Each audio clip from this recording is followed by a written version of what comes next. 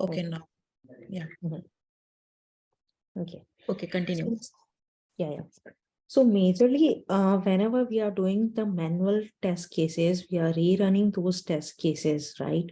In those scenarios, we will be majorly automating the test cases. So it will again depend upon like how many times do I need to repeat manually I need to run this test. So there is regression, right? Before the releases, we will be doing regression testing where we will be running all the test cases which are valid for the end-to-end testing. Okay, so in that scenario, so there will be usually it will be like around 700 test cases, 500 test cases. It will be like this. But in an organization, you'll be, it will be just like 7 to 8 QAs in your team. It might happen like 7 to 8 QAs, but in that period of time, you all won't be able to run them manually. So that's where automation comes up. You will be having like, you need to create the automation suites when you're working on a particular feature. Okay, let's say today you're working on creation of some feature. That day we had looked at the e-commerce website, right? So there we had a page called bags. Okay, for that bags page, when your development is going on, you had written the test cases. Now your testing is done. Okay, now you have got a good approval from the product owner that there will be no changes in the upcoming time. Let's say it's not like that uh, completely anytime there won't be any changes, but at least for some period of time, whatever things they had planned, they have developed them. So the product is stable now. Okay, since the product is stable, now we can go ahead and we can write the automation test scripts for those scenarios. Okay, since now you can write down the automation scripts. So first of all, what will be the steps? You had worked on the manual testing. The application is stable now. Now you are creating the automation test cases. These test cases will be later on run during the regression time. Is this clear? Yeah. Yes. Yeah. So it need not to be like that, if I have created the automation test case today, so it will be running like every day or like this. So there will be some triggers that you will be applying. There will be Jenkins where the triggers will be there. So maybe weekly, on weekends, or on some other day, whatever your team decides, at that day, these automation test scripts will run. Okay. So now, let's say out of 700 manual test cases, your team was able to write down the automation scripts for at least 150 test cases, right? So these 150 test cases will be getting triggered every day, by weekly once with the Jenkins, and you will be able to get the report, whether which test cases have passed, which have failed, detailed report. You will be able to do that. These reports, you can customize this. You can, customize it on such a level that whom do you want to mail as well. Okay, so these things are regularly asked in the interviews, where they will ask that when was your automation suits running, how often do you run your automation suit. So in that scenario, you need to say that weekly once it was running, and we had we had created in such a way that it was getting mailed. We were getting mail for the complete report, how many test cases had passed and failed. Okay. And yeah, Yeah. these will run on a Jenkins. So the thing is that Jenkins is just a trigger which can start your automation suite, but it can run on a cloud platform or on a virtual machine that your company have. So it depends upon organization to organization. Maybe it could be a cloud platform, or it could be your virtual machines. So either you can say virtual machines, that could be a better way. Okay. That will be okay. So, so why do we basically do these automation testing, right? So basically, like faster things, faster releases, since we will be able to do the regression testing faster using this automation suites. Okay, if there are any issues introduced, and not each and every time the QA can go and check each and every test case, right? So there will be new features added on a very regular basis. Okay, so if those features are affecting your particular feature, how will you rectify that?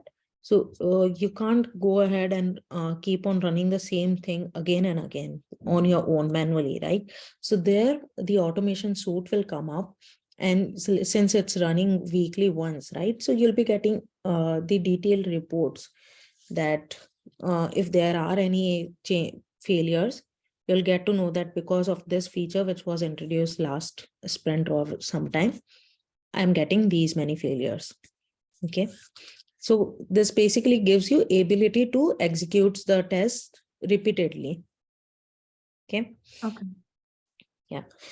And yeah, apart from that, now this main question is, what type of test cases will you be automating? So anything from your side? What do you think? What type of test cases you can automate? Web-based application. Yeah, that is right. Web-based application. Even for desktop also we can do the automation, but not using Selenium. In this case, let's say we have the application as web-based, but again, what kind of test cases? So there might be few Login tests. page, registration form, like that. That's right. These kind of scenarios we will test. And what kind of scenarios we will avoid is where you need some manual interruption, right? There might be some scenarios where you need to go into the application and you need to make some changes, or from the backend, you need to make some Change changes. the color Right. in the The background. color validation is also one thing where, we can't do it using Selenium exactly. Yes. So these kind of scenarios we will try to avoid that. We are not going to pick them up for the testing. Okay. The requirement, if the requirement is keep changing, will not automate that, right? Definitely, yeah. If the requirement keeps on changing, we Mhm. are not going to automate until and unless our feature is stable. We are not at all going to automate it, because it will be a lot of free work in that case, right? If someday we have automated the feature, and then they are coming up, let's say that they are saying that we are removing this filter page only, so it can affect our testing. It can break all the test cases. So it's better we will do it in the later stages only. Yeah, and there is something called like scope of automation, right?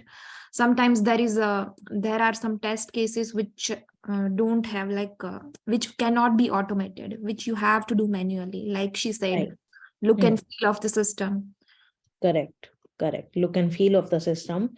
And anyway, we need to, manually interrupt. We need to do some changes. We need to go to some other, maybe browser and all these kind of things. So browser to browser automation is not possible. That suppose in one browser I'm doing some testing, and then in the other I need to do something. Some such scenarios, if there are in our test cases, we can't do it like that. So apart from that, so what now we will talk about what are the best practices for the automation testing. Okay. So first of all, is our naming convention, how we are naming each and every variable. Okay. How we are naming our, let's say, each team will be following some convention for naming their test cases as well. Okay, so it might happen like they will say that whatever test ID is there in the Zephyr or in the Jira or in the Azure DevOps, whatever test case ID we have for the manual test case, that only we are going to write in our test script as well. right? Some might say have the convention like that they will append something with that ID, or they will just directly give the name only, let's say verify login. Okay, so these kind of naming convention will be followed. It can't be like a random you are giving any name. So apart from this, we will be first looking into this, that what are the highest priority test cases. We will be automating them first.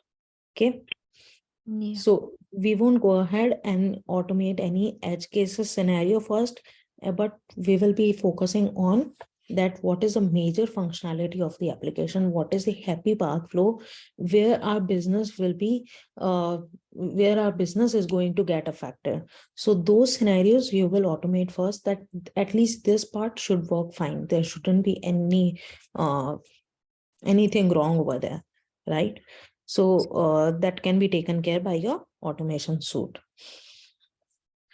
Now, there is one thing called as version controls. Okay. So version control is basically like, about GitHub, Git and GitHub.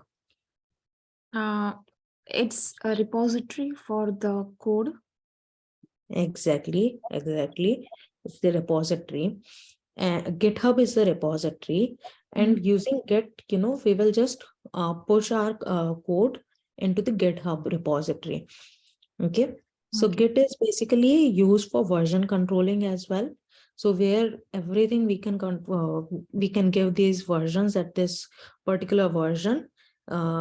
Let's say you have pushed the code one day, so that is running completely fine. Next day you come and you push some other code. Okay. In that scenario, what happens, like that new code that you have introduced, that is causing the failures of a lot of things. So now what you can do is you can switch back the version, that no, don't run my branch, just run the previous version. Is this thing clear? Yeah. Yes. So Git is a tool, right? Git is a tool basically. Push So it and is Mhm. push, pull. There are a lot of commands actually in the Git. Okay. So Git is a command line tool. You can use it with Git bash, and there's a word Git desktop as well. There is something called as Git desktop. Majorly we will use GitHub for pushing our codes into the our repositories. Okay. Okay.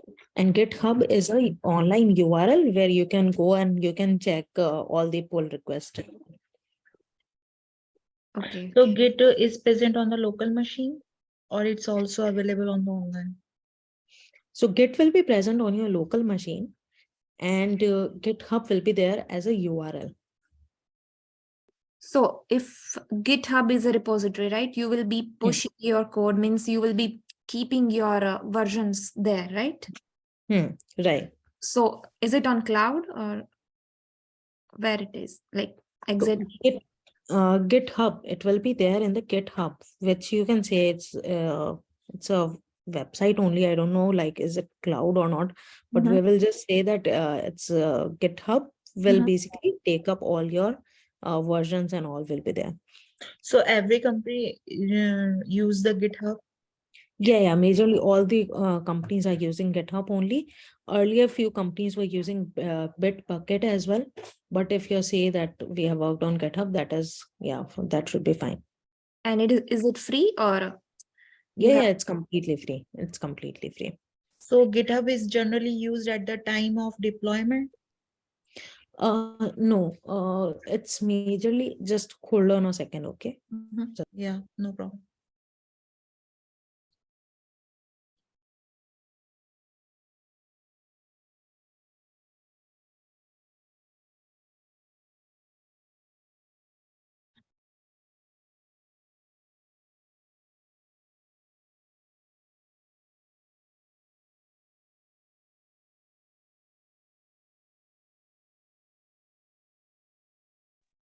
Hey, sorry. What was your question again? Um, Yeah, I was asking GitHub is generally used by every company and Yeah, is it used for deployment, right? yeah, That was the question, right? yeah, Okay. So GitHub is majorly, it's a repository, okay? So what will happen is like QA's code will be there and the developer's code will also be there. So majorly for the deployment, right? The deployment is done for the developer's code, the application, right? So whatever application has been developed, we will deploy that into various environments that our DevOps team has created, that our company has decided that those environments. Okay, so these deployments will be in say QA environment or production environments or pre-production environments, right? So yes, that is a different thing. And the QA code, the automation code, that is basically it will be just sitting over there. And what will happen is like when you will use Jenkins, right? So what Jenkins will use it, that we can either, whatever virtual machine we will have, it will put our code over there and it will trigger it from there, that now you can start the automation. Right, so automation is basically what it will open up the browser and then do some sort of testing. So you can give the browser URL as your QA environment's URL. yes. Okay, so this is the thing that we follow. Okay, No so one, we can use any environment in the GitHub, like QA environment, deployment. not in the GitHub. You will use any environment in your virtual machine for the automation. Yes, okay. Okay, and QA environment, majorly we will use only the QA environment. Or if there are any, like maybe some companies will say that there will be a master environment too, where the master branch of the developer's code will be there. Okay, Mm, master test environment. So over there also you can run your automation suite. okay. Okay, Mhm. cool. So yeah. So what is the best practices for automation testing? We were talking about this, right? So as we were talking about this, right? So we need to make sure that wherever we are running these codes, there should be a clean environment. Okay. So clean environment in the sense, right? Like there shouldn't be like there will be a lot of things going on when you will be testing, right? Maybe developer will be pushing their some test data, or some product owners can also come and they can do some testing and all, like these kind of things. But if you're using when you're doing the automation, it should be a isolated environment, that no one should be using that environment. So let's say if you're running some test case and someone has pushed the some data from the backend, okay, so it can hamper your automation, right? So we'll have to make sure that wherever you're running it, it is a isolated environment, that it is a dedicated environment for the automation, maybe. Okay. Okay, Mhm. so yeah, these are the best practices that we follow.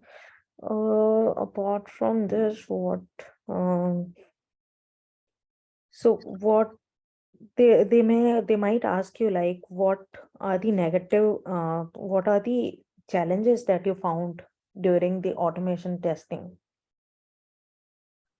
So, majorly what we will say is the challenge is the most challenging part in agile this framework.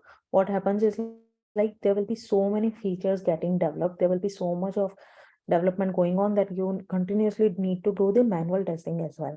And while doing this manual testing, you won't be finding enough time to do the automation.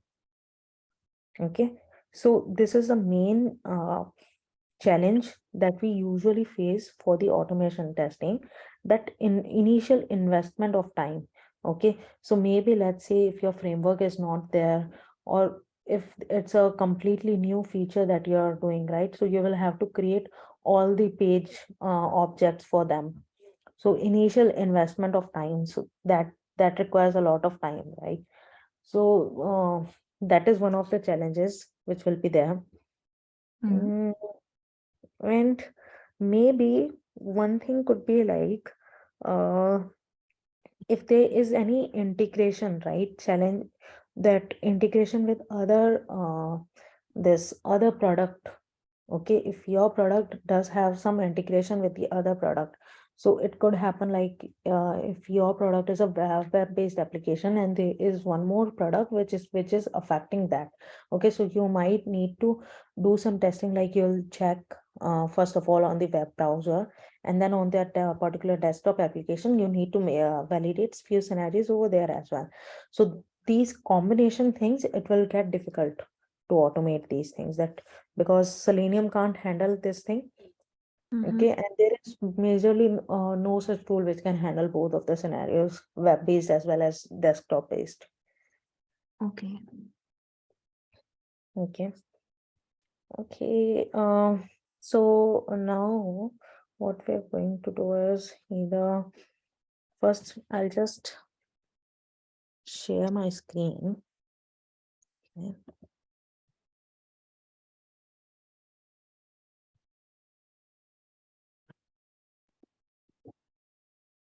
So you can see my screen, right? Yes. Okay. So that day we were looking at this application, e-commerce based application, you remember, right?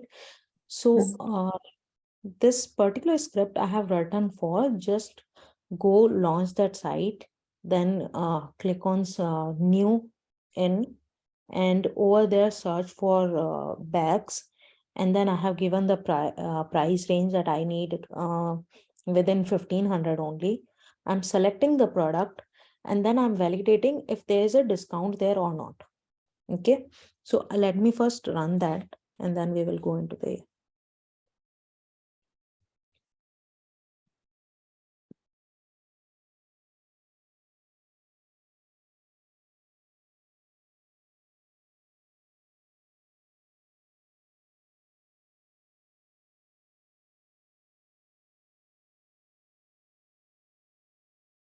So this has now launched the browser and it has maximized it. Now there's this thing new in, you can see, right? So Yes. I will now click on new in.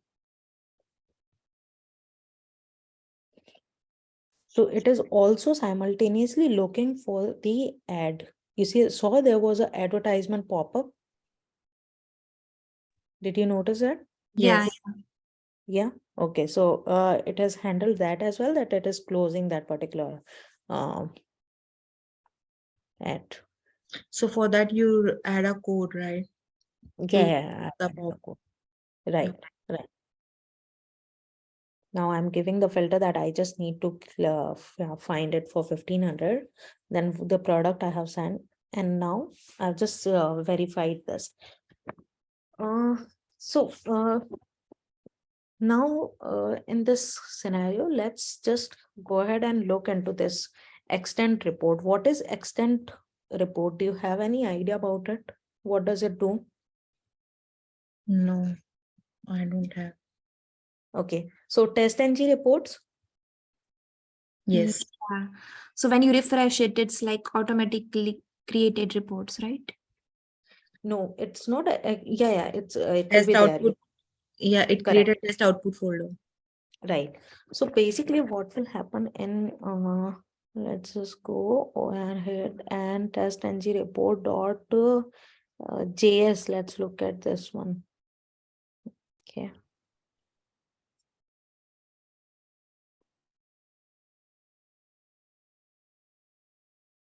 So if you look at this, now it is kind of like, it's not that readable, right?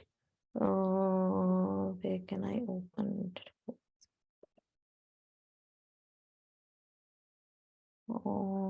Do you,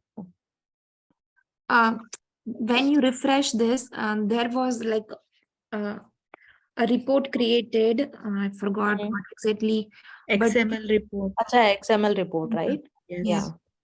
Okay. Let's look at this, and This one only, right? This No, is, it looked different. it looked different. Just a minute. Let me check in We my. we use the in the test output we use email report.html Mhm. also. Okay, you made it in the form of HTML. Got it, got it. Yeah, fine. Okay, so what happens is like these TestNG reports, right? These are not that customizable. Okay, now I will just show you one of the example, like the test case which we have run right now, right? So how this extend report, how much can we customize these extend reports? Okay. Mm, mm, mm. So do you see my screen, right? Yes. This report. Yeah. So basically, this is a very basic report right now. I haven't added much detailing over here. So it will particularly give you the details of when it was run. Okay. We can also customize it by like who had run this report. Okay. And if there are any failures, you will get it in the form of like you will particularly get all the stack trace of that error, that this is where your test case has failed. You can also attach the what do we say, screenshots as well in the report only, that this is where your test case has failed. Yes. Okay. Mhm. So majorly what happens is like right now it is just one test case. It will give you complete details that this pie chart you're seeing, right? One test passed. Okay. So when you will be running like bulk number of test cases, right? It will give you each and everything that yeah, these many test cases have passed and these many have failed. Let's say if there are any skipped ones as well. Okay, so in test ng you have the option of skipping as well, right? In the annotation, using annotation, you can Yes. ask the suit to skip this any particular test case, right? Yeah. Yes. So this is what this extend report will do. So majorly what will happen is in generally in organization and team, when we are running this, when we have a framework, we will be using extend HTML report only, extend reports. So even the logs, if you look at it, clicked on all or new, read all the APIs. This I have only typed it from there. Selected any random product, verified the discounted price is lesser than the actual price. These every detail you can add it. Okay. So for this again, you will be having a library. Okay. Just how we have for this one. Library means like dependencies, right? Okay. Okay. So you can just put it down under your pom.xml and we can use it. Okay. Exactly. What is it called? Extent reporter or Extend reports. extent reports. Okay. So when you Yeah. search for the Hmm. dependencies, you search like me even dependencies for extent reports. Right. That's right. Yeah. Okay. Okay. So here right now what I have done is like I'm just created extend HTML report type. I have asked it to just save it in the test output and name it as test report.html. So whatever name you need to give, you can give that a complete automation test suite, or you can give the particular test case name also. These kind of things you can do. Then what will you do over here? You're saying that test runs document title. Okay. So here document title, what you want to give. Ergoid test report, this is what I want to give. Okay.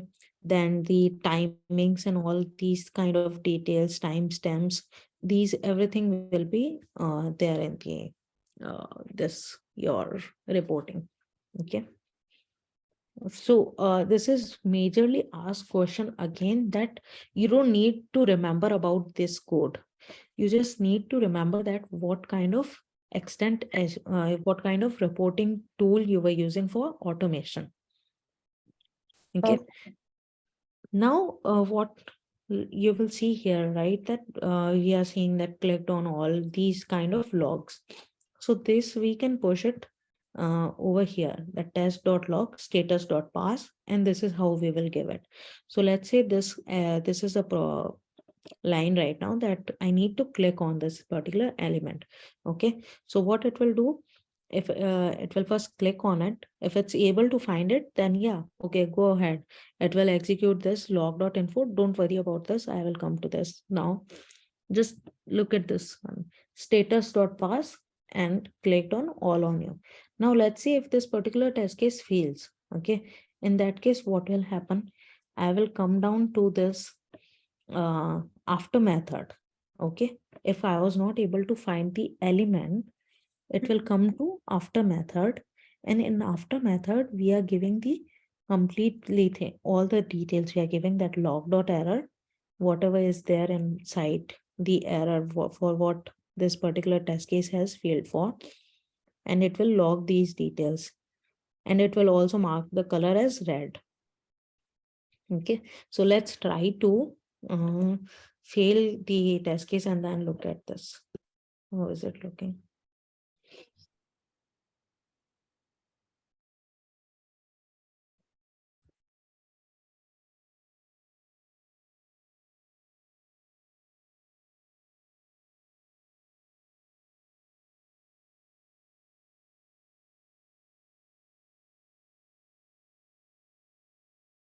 So manually I'm going and clicking over here. So my test case will now fail.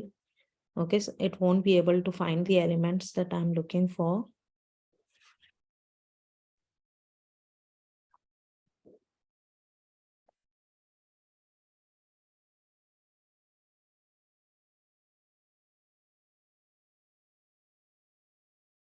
Yeah, my report has failed.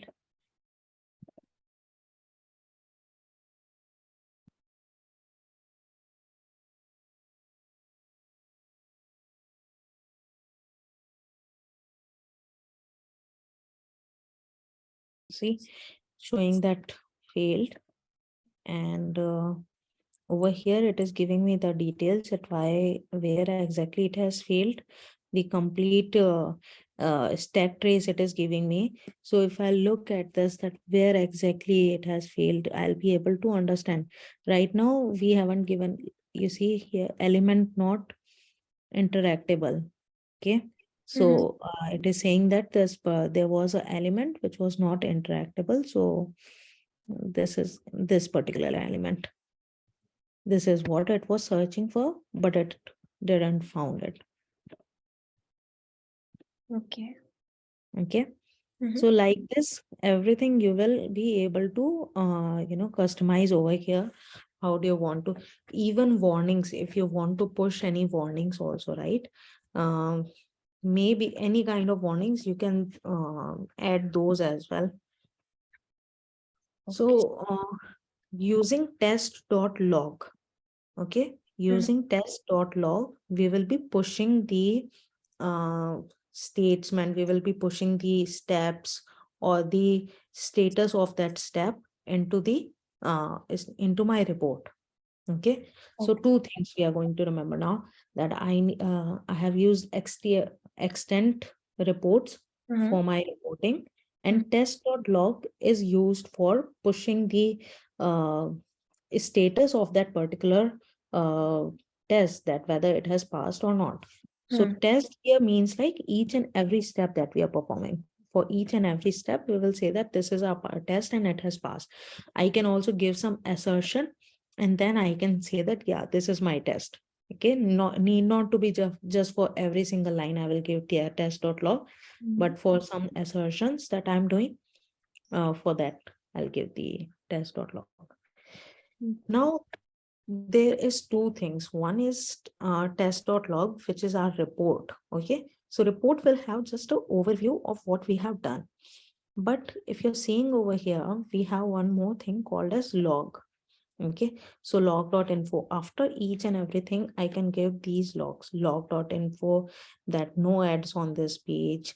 Then again I'm going ahead and there are some other logs as well, that yes, I was able to verify this. So when do we use these logs? Basically these logs, let's say you have sent the report to your test lead, okay, there are some failures. Now your test lead want to debug it in depth, okay. So in that case, they might ask you to send the log reports. So that case, you will go ahead and you will share the log files with your team lead that this is the log file. And there they will be, they will be able to debug that why these failures are there. Or even you can do it for your own purpose as well. Mm. Okay. Mm. So, So okay. this log you said, right? Log.info. Yes. So these So are is the it, loggers. yeah, so you have to have the log4j dependency for that, right? Correct. Correct. We need to have the log4j dependency for it. Okay. Yeah, so here you will see I have created a logger helper file. Okay, and now I have also given that where do I want to save it. Where, so source, main, Java framework, Argoid, and and yeah, this is the log4j dot property file again. So this is where how we will say that how do I want my logs to look like. Okay, let me just find out where have I stored it actually. So log is basically like the sequence of the action performed during this automation, right? Exactly, yeah, that is the logs. So each and everything you will be able to debug it from the logs.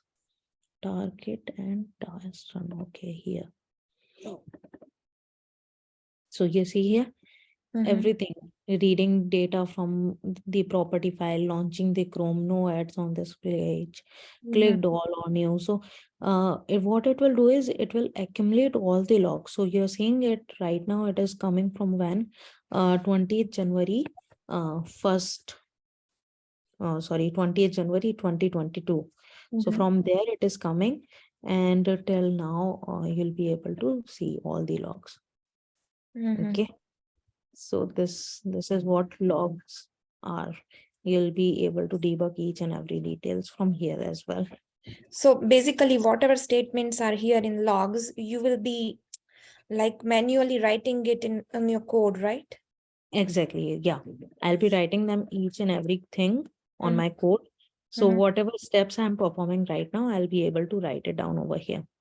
Okay. And so if I'm writing a try catch block as well, right? So in the try catch block also, if there are any errors and I don't want to fail my test case, okay, so I can just write that log.info and no. So in this case, right now, what I'm doing is like I'm looking for the ads. Okay, if there are any ads, just go and close it.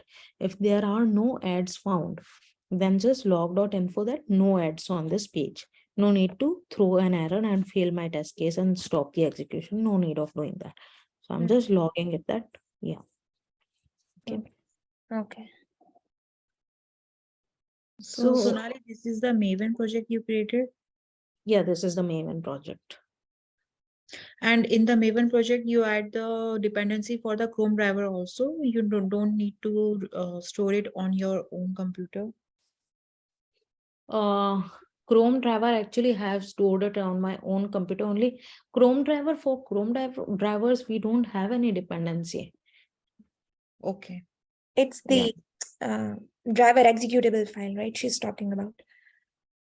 Yeah. So driver executable files also, we don't have any dependencies for that.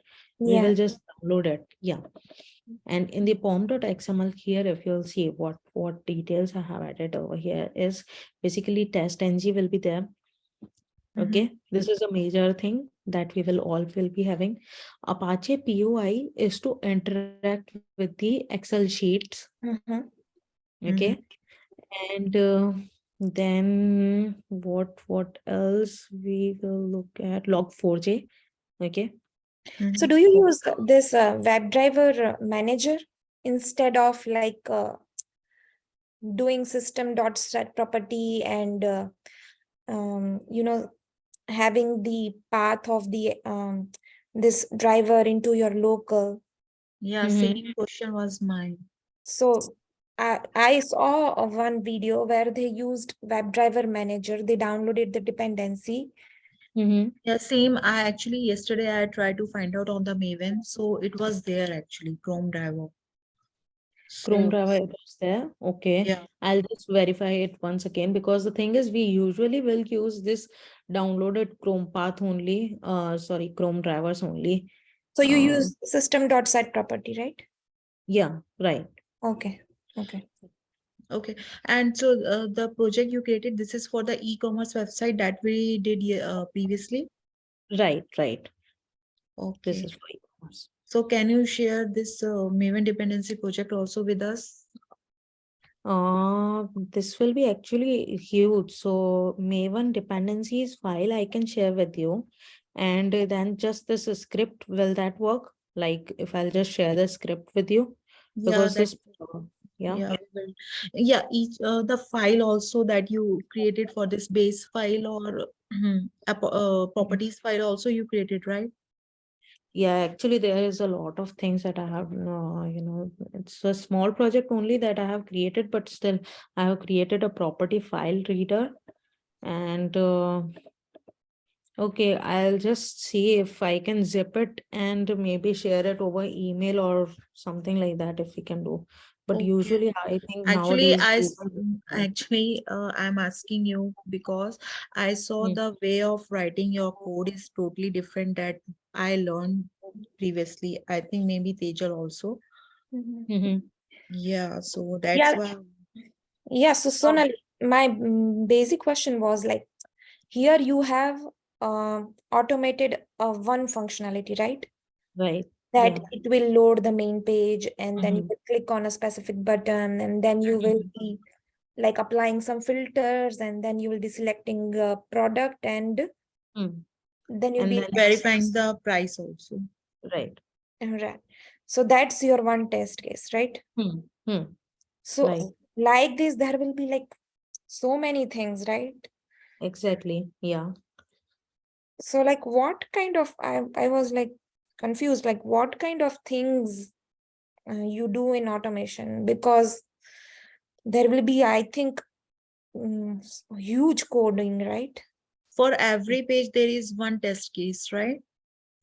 It's not like for every page there will be one test case because let's say in this particular page, if you see, right, where is that? Mm, okay. So the thing is uh, that in this page only, right, we Mhm. will be having the functionality to add the filters and what will happen if I'll remove the filters. Okay. And over here, let's say in this only, if you'll see that when I clicked on the image, it zoomed in. Okay. So this image based we won't do. Okay. But let's say I need to add it to the card. Okay. Or buy now with UPI code or these kind of things. I need to validate the product details. So for this product details also, there will be a different test case that validate the product details for a selected for Okay. any random selected product, and then validate the product details. So for this product details, now where will I fetch the information from? So I need to connect with the database for that. And from there, I will get the details and then validate that whether on UI I'm getting the same details or not. Okay, so this will be the one case. Then again, product description could be the second case.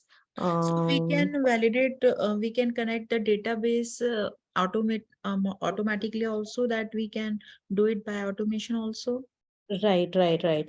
So I will get deeper into that later on when I'll be showing you the complete Yes. framework, maybe in the upcoming sessions that we have on my morning, your evening sessions, right? At that time, we will have that session.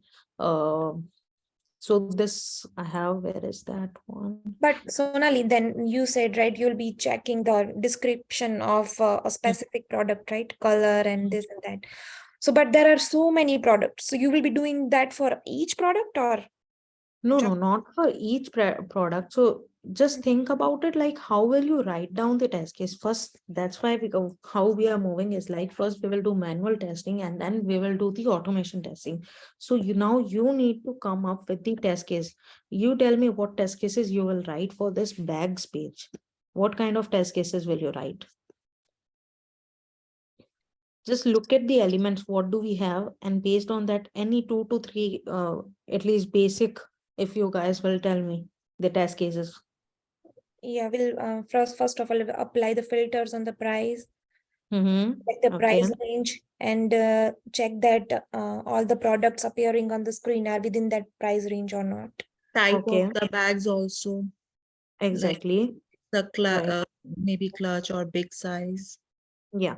So here also we can do multiple things like selecting just one product and seeing the result, and selecting at least 2 products and seeing that both kind of product I should be able to see.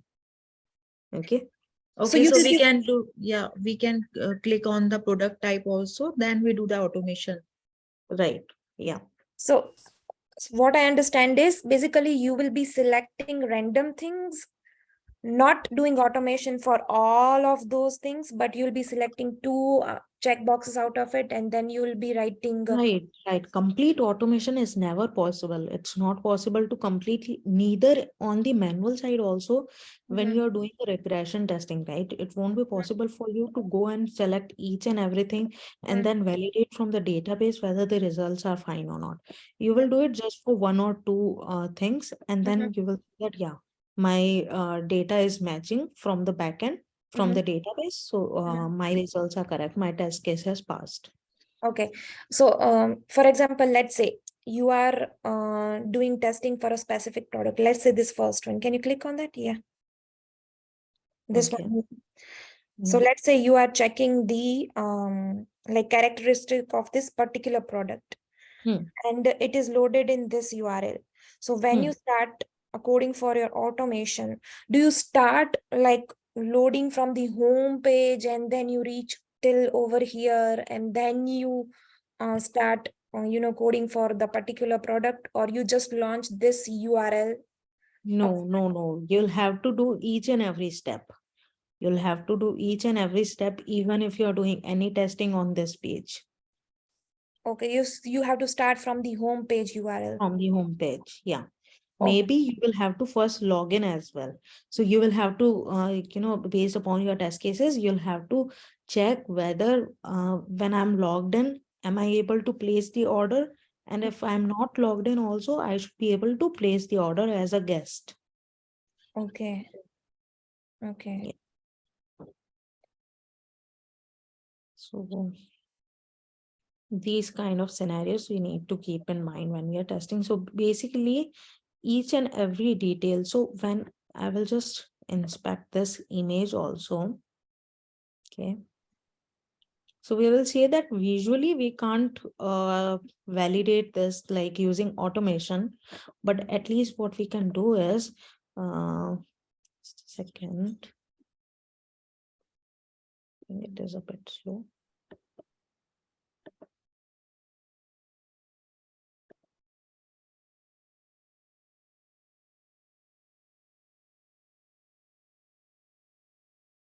Yeah, you will see that for each and every image, we will be having href. Okay, Mhm, href is what the image link. mhm, Okay, so this we will be getting, it will be there in the database as well, that you need to insert this href for the image.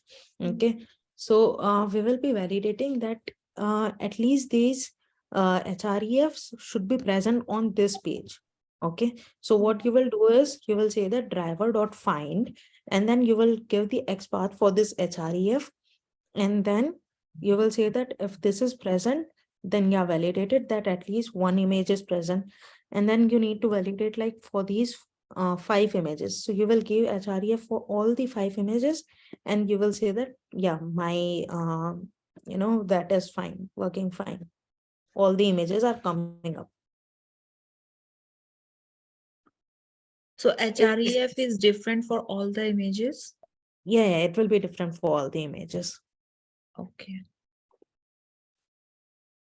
It can't be same. It's basically a link to the image. where is my image stored and all. So So this maybe is the link directly connected to the database.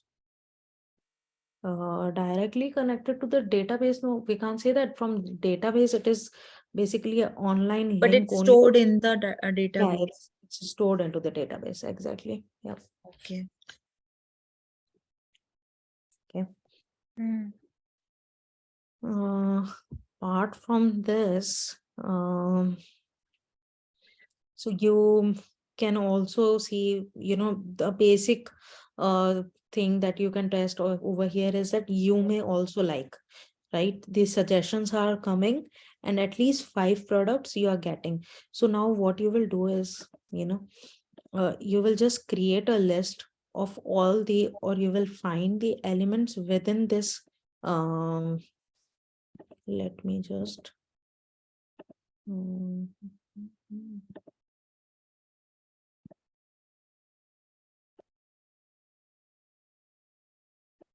Yeah. Yeah, so you see here grid, right?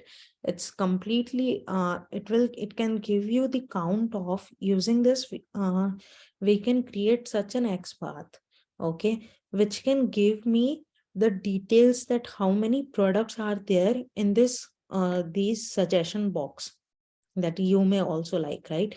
So you can validate that at least 5 products should be displayed in the suggestions, in the recommendations. So this kind of testing also you will do in e-commerce based applications. But Sonali, these suggestions may be changed on. Right, right. The thing is, we are not validating each and every, I mean, like, we are not validating their name, but I'm just, for each and every, there will be some common class name will be there. Something common will be there, which will say that this is a suggestion. Okay. So you see over here, grid product, secondary image, small, something will be there, which will be common, Okay, which says, we didn't validate the what type of images are there, but we just validate that there will should be the 5 right, images in the suggestion. Okay. right.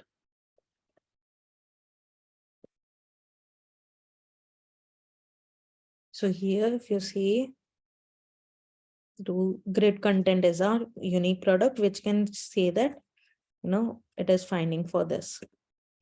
It is only going into this, right? The Yeah. suggestions that we have. So I Yeah. can just directly go ahead and create a list and give that find dot elements, and it will store the number of values present over here. And we can say that it should be at least greater than 5 or whatever test case you have written. That way we will be able to validate this scenario. Okay. Yeah. Okay. So you Yeah. do like what we practice is like we create page class to find Mhm. elements, and then for that respective page class we create a test class. Right, right. So that is basically a framework. This I had only created just to, show you that how, what things I have added into my this particular test case, just to give you some basic idea. But Mhm. apart from that, if you look at this one, right? Mhm. This is a particularly, it's a completely framework, how I have created the page objects, and there is a base class where I'm writing down my, you know, these creating my web drivers and loading the URL. This is the config file reader, what details I want to read from my config file, how do I want to fetch it, what if I want to store something there into my config files. Mhm. Okay, this is the page object for a particular uh, page. Mhm. And here, if you look at the utilities, so I had created this for a dashboard basically. So we can ignore this. Under utility, we will be majorly talking about the connection with the database and connection with the Excel sheets. Okay, that's what we are going to look at. These are the runner files. So since I have used Cucumber, so I'll be using the test runners for this. These are the step definitions. So this is basically a test case that we will be writing, and it's just the feature file. but I don't want you to look into this right now. This we will discuss later on. Oh, I want. Okay, in depth we will go in this. We will see how we are creating the framework and all. But this was just for the basic understanding. I wanted to, you to at least get the idea that how we are doing these things. Mhm. And I also wanted to talk about the ads that we get. Okay, Yeah. you both had noticed the ad, right? Yeah. uh, Yes. let, let me just go ahead and just show you what ads will be like, what will be the type of XPath will have to find for the ads, Mhm. because it is coming up like a pop-up, right? Yeah. uh, let it load. Actually, yeah, same thing. We were doing the automation on the Wynisco page previously. Mm-hmm. So there is also one pop-up comes. Mm-hmm. Okay. I didn't get how to automate it, Okay. automatically close it actually. Okay, so that I need to look into it. Right now, I haven't got any chance to look into that page. So need to look into it. There are various type of pop-ups. So was it a kind of alert that was there, or was it a just common pop-up like this kind of advertisement or something like that? If it's a alert, then we have a different functionality how we handle alerts. And this basically this advertisement for this we will have a different. Oh, why is it not coming now? So what I have observed is when we were automating that particular page, which Neha is talking about. So Hmm. when you do it like from the UI, load on the on your browser, so it was Mm-hmm. not popping up. But when we were running automation script, Mm-hmm. pop-up was coming. So does that happen? Like, It can happen. It depends upon like what kind of. I need to look into it seriously. I can't tell you without looking into it. okay. Yeah. And one more thing, you said like it might be alert, it might be another window, right? Or Mm-hmm. it might be something else. So how do you differentiate? Like, how do you know how will you be handling it through window handles or through alerts? So just inspecting at it. Mm-hmm. No need to look into any other thing. Just inspect the element, and you will understand what kind of things you are looking at. Mm-hmm. So here, if you'll go see here, you're just seeing the image source, okay? But Mm-hmm. if you'll scroll up and you see that this is basically a iframe. This is a iframe which will be coming on top of it. So I first need to switch to this iframe, and then only I will be able to interact with uh, this particular advertisement. Without switching to this iframe, I won't be able to interact with it at all. So Oh. for that, our strategy would be like we have to enter in the frame, then we Right, click the close button, then we come right. out from the frame. Exactly, exactly. That's what we are going to do. So let's look at the code now. Sorry, not this one. Mm, okay, yeah. So here what I have written is driver dot switch to frame, and then find element. I will just give the by ID or by XPath, anything. For frame also there will be the XPath, right? Mhm. Yes. You can just find it out. And now next what I have done is find element, close this Yeah. close button Close I have button. clicked, Mhm. Yes. and then again I am switching back to the default content. Okay. Okay, so Mm. this is also a very critical question which is asked into the interviews, that how do you handle iframes? So you need to mention these three steps. That first I will switch to the iframe by saying that driver dot switch to dot frame, and then XPath I will give. And next statement that whatever action now I need to perform. So let's say driver dot find element and then click on that element. Okay. Mm. And then driver dot switch to default content. These three steps you will have to mention, that switching to the iframe, performing the action, and then switching back to the default content. Okay. So here you identified that it is a frame from the parent tag, right? Right. So for if let's say if it's a alert, it's an alert, Mm-hmm. then what will be the like the tag?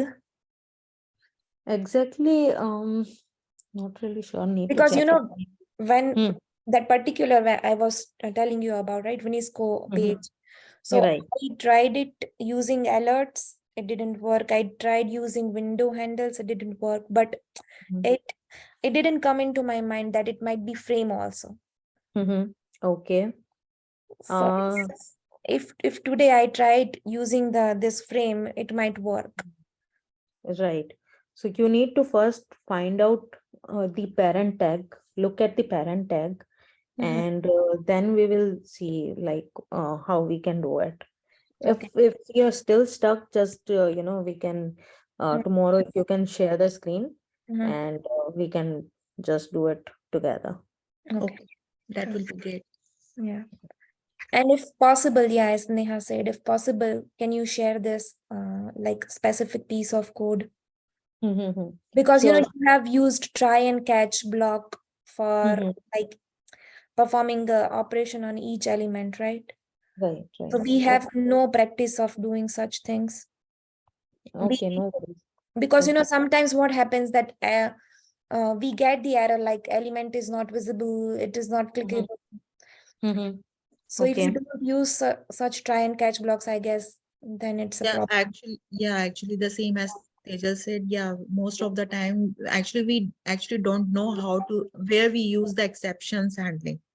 So Okay. yeah, that's the main So thing. So here can I have added it just for the ads, okay, that I don't, if I'm not seeing it, then go ahead. But then again, for the functionality, let's say if I need to click on a product and I'm not able to find that product only, in that case, the test case should throw an error and the test case should fail. In such okay, scenarios, if we are giving the exception into the catch block and we are not throwing it, this is a wrong thing that we are doing. It should fail. The test case should fail.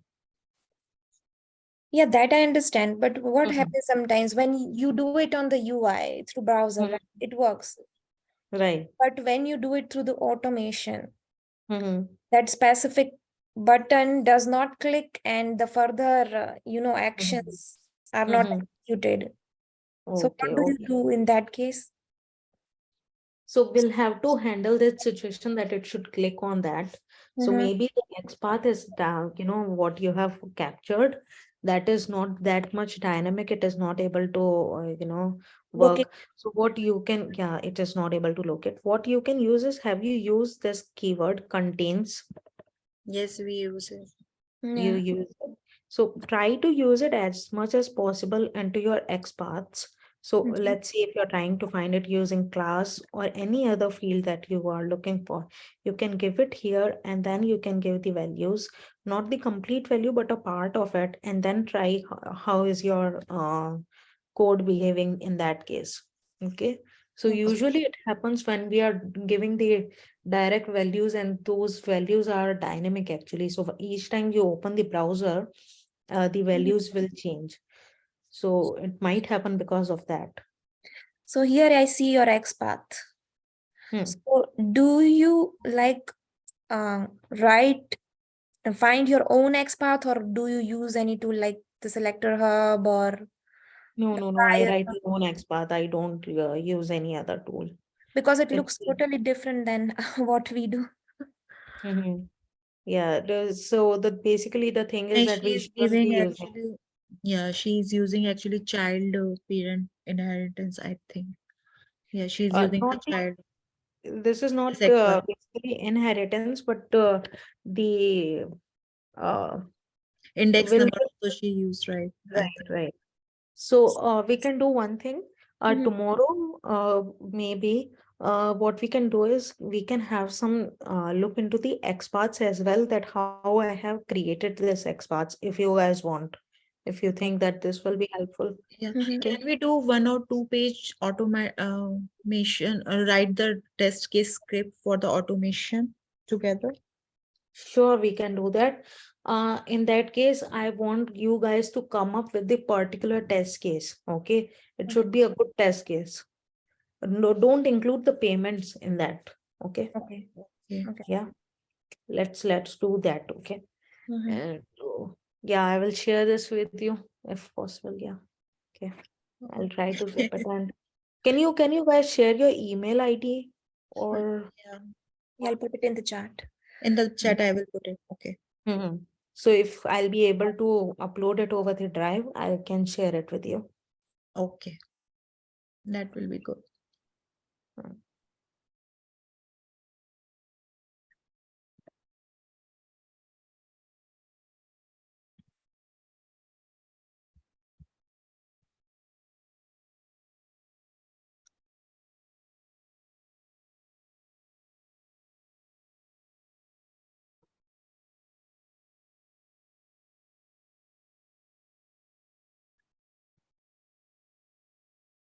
Okay.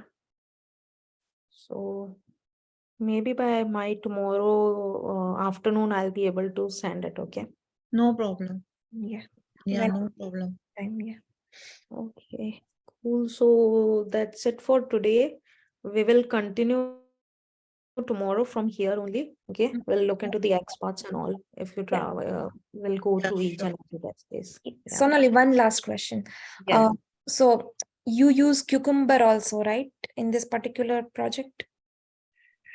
In this one over here, I haven't used Cucumber. This is not Cucumber. Here I have just created this script. It is basically not a framework only. This Mm-hmm. is just a file that I have created. And Mm-hmm. this is how I'm just reading the data from the property file. I'm not doing anything. This is not a framework at all. Okay. Yeah, I understood about this, but Mm. when you showed the different project, right?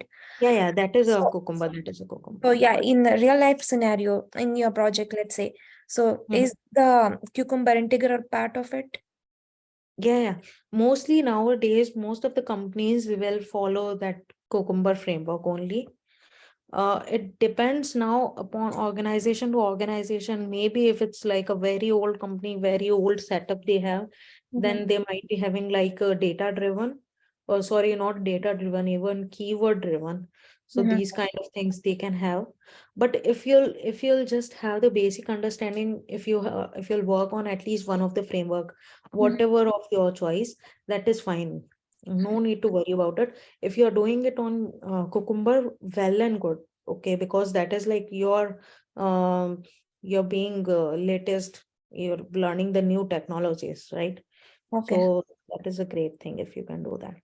Yeah, because I heard Cucumber a lot, and I think it was part of our syllabus also. But Okay. somehow we skipped it because people were struggling with automation, so they just Mhm. didn't cover it. Mhm. Okay. So I was No, it's wondering. just let me know your interest level. Okay, based on your interest, Mhm. we can go ahead and do that kind of things as Yeah, well. yeah, of But course, I right am. now, our focus will be this only, just the basic automation we will work on. And Mhm. then later on, we will go into the framework level. I Mhm. don't want you to get overwhelmed because of these frameworks and this coding and all. Yeah, yeah, I am keen to learning this Cucumber thing. Mhm. Me too. Okay. If Okay, you great. have like, if we have Yeah, enough, at least a generic idea. yeah, if we have enough bandwidth. Yeah, definitely. So we can go ahead. Let's first focus on this 1 or 2 days. We'll see how are the things going Mhm. with the generic testing, Mhm. and then we will get into the Cucumber thing. Sure, sure. Thank you, Sonali. Thank you, Sonali. Okay, thank you so much. Good night. Yeah, good day. Bye. Good night. Have a good bye. Bye.